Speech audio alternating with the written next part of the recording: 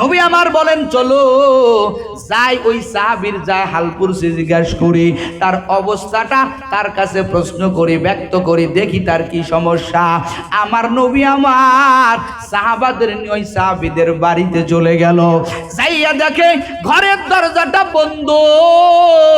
নবী আমার বাহির থেকে ডাক দেয়, আসসালামু আলাইকা ইয়া আহলাল বাইত। এরে বাড়িতে কেউ কেউ আসো, আমি নবী তোমার ঘরের দরজায় হাজির, দরজাটা খুলে দাও। জবাব নাই। একবার দুইবার তিনবারের পর ওই সাহাবী জবাব দেয়া দরজা খুলে দিল। আর নবীরে দেখা হাউমাউ করতে কান্না আরম্ভ করে দিল। নবী আমার ডাক দেয়া কয়, রে সাহাবী কেন তুমি কান্না করো বলো? ও সাহাবী তুমি সালাম ফিরানোর পরে কেন বাড়ি চলে আসো? সাহাবী ডাক দেয়া কয়, রে নবী এই